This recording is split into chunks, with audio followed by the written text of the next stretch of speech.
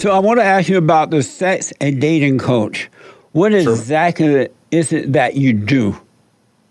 I help men who are struggling to meet women. So it could be any number of things. Maybe they're trying to meet girls online. So I help them improve their Tinder profile. Maybe they're trying to meet girls at bars. So I evaluate how they're approaching the girls, how they're talking to girls. Maybe they're struggling when they're on a date with a girl because they're saying the wrong thing. So they're forgetting to invite the girl back to their place.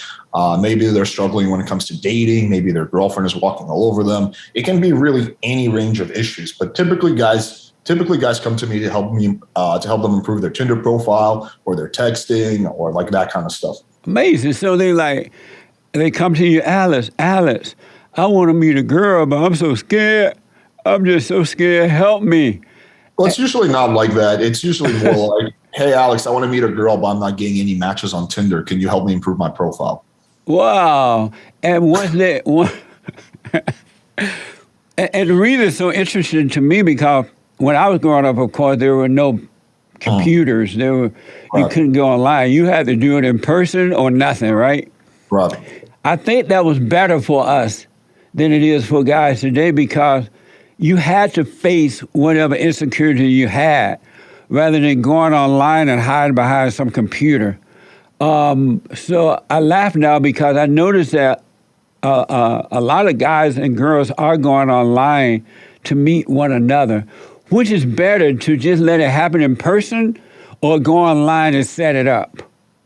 I kind of agree with you. I think that back then it did used to be better overall because you had to take some social risk. Yeah. You had to kind of face your fears. Nowadays, you don't have to.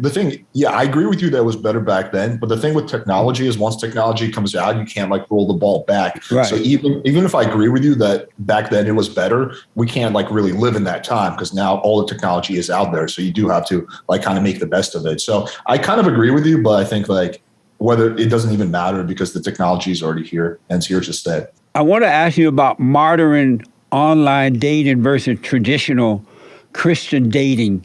What's the difference? Well, I'm assuming by Christian dating, you mean like you go to your church and like maybe you meet someone through your pastor or something like that? Yeah, they go to church and they hope to meet a Christian woman. And when they end up with her, they realize it wasn't a Christian woman. It was a modern day woman. They were the same way.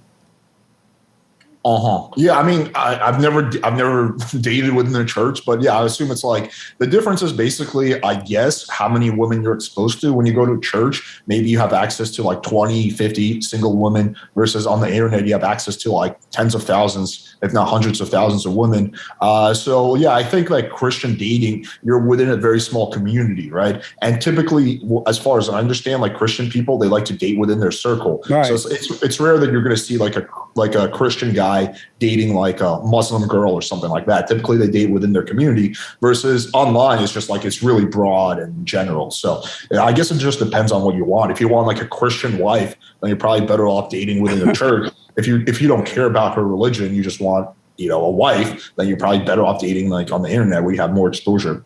Yeah, I've talked to a lot of men who have dated online or they've gone to the bar and they met a woman thinking that, you know what, this is going to really work, but then it doesn't work.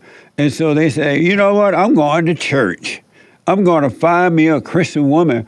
And they end up with a Christian woman, and it's the same kind of hell that they caught from the woman at the bar online. It's no different.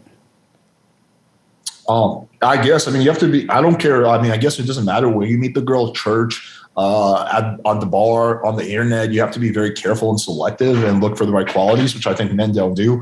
So I think you can have a messed up woman that you can meet at anywhere. You have to be very selective and careful. Yeah.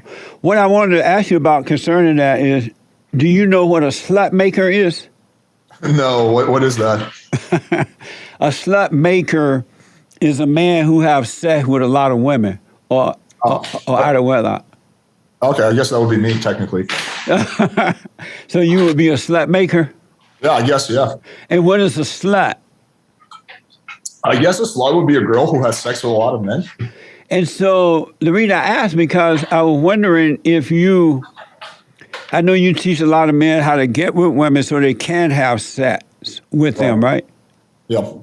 And so do you realize you're creating slut makers and slut maker? You're creating slut makers and sluts? Yeah. So the thing is I don't believe there's anything wrong with people having casual sex if they, if it's consensual. So I don't see it as a bad thing. I mean, technically, yes, you're right, but I don't see it as a negative. And so with casual sex, is there any different than slut making sex? No, I mean, what would be the difference? You're just having sex out of wedlock, right?